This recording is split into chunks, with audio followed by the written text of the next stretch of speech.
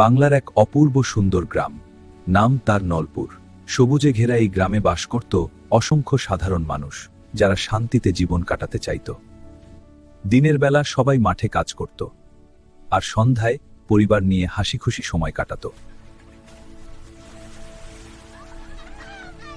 এই গ্রামের শাসন করত এক রাজা, আর তার অধীনে ছিল এক ক্ষমতাধর জমিদার।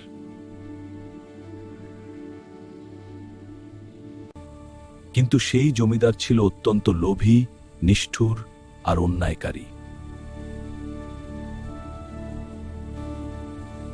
সে জোর করে মানুষের জমি দখল করে নিত, কোনো কারণ ছাড়াই। দয়া করুন, এটা আমাদের একমাত্র সম্বল। চুপ করো, এবার থেকে এই জমি আমার। অনেক সময় নিরীহ মানুষদের মারধর করা হতো, শুধু তার কথার অবাধ্য হওয়ার জন্য।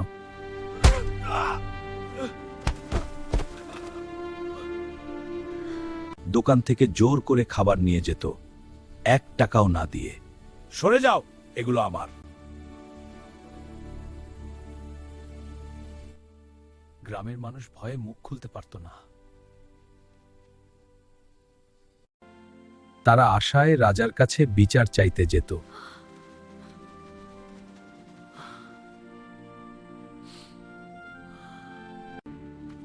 কিন্তু জমিদার টাকা দিয়ে রাজার মন কিনে নিত।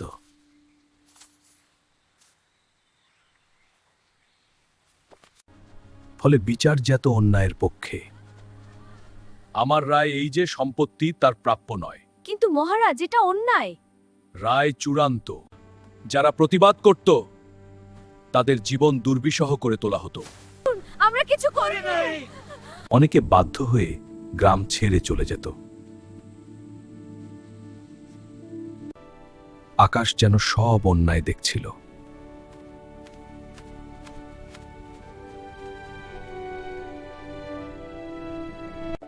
একদিন হঠাৎ গ্রামে এলো এক রহস্যময় দরবেশ।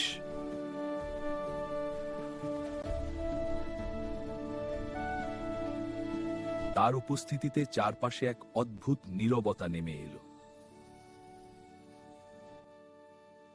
সে রাজাকে বলল, ন্যায় বিচার করো, অন্যায়কে প্রশ্রয় দিও না।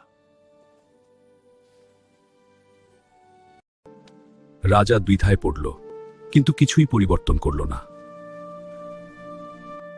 দরবেশ বলল, যে অন্যায় করে আর যে অন্যায়কে সমর্থন করে, দুজনই সমান অপরাধী। এদিকে জমিদারের লোভ আরো বাড়তে লাগল। ওদেরকে শিক্ষা দিতে হবে। আমার লোকজনকে প্রস্তুত করো, আক্রমণের পরিকল্পনা করছি। সে অন্য রাজ্যের রাজার সাথে গোপনে যোগাযোগ করল। এটা গুরুতর, এটা গুরুতর। আমাদের সাবধানে পরিকল্পনা করতে হবে। এটা গোপন থাকবে। নিজের রাজ্য দখল করানোর জন্য সব তথ্য ফাঁস করে দিল। অন্য রাজ্যের সেনারা আক্রমণ করল।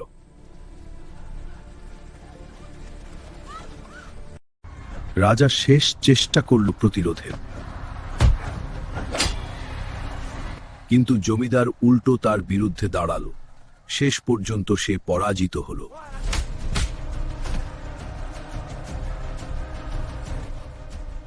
নতুন রাজা এসে রাজ্য দখল করল।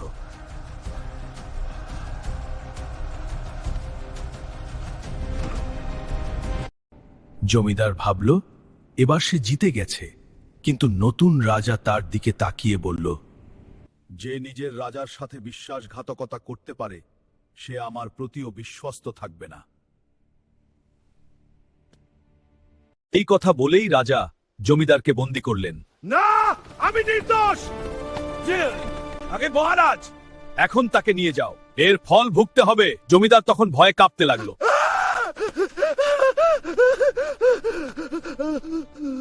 অবশেষে তাকে মৃত্যুদণ্ড দেওয়া হলো। এভাবে বিশ্বাসঘাতকতার শাস্তি হলো। গ্রামের মানুষ ধীরে ধীরে গ্রামে ফিরে এলো। মহারাজ, জমির বিরুদ্ধে আমরা ক্ষতিগ্রস্ত। হ্যাঁ মহারাজ, আমাদের কথা শুনুন।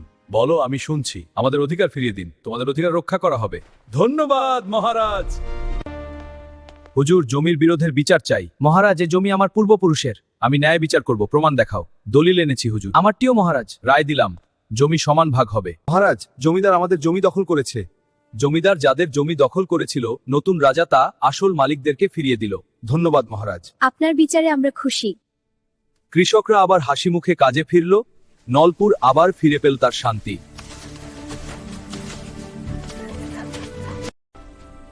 অন্যায় যে করে আর যে অন্যায়কে সমর্থন করে দুজনই সমান অপরাধী।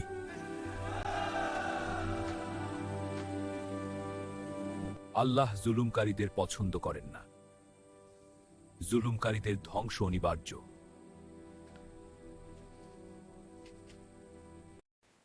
আল্লাহ তাআলা বলেন, জালিমরা কখনো সফল কাম হয় না।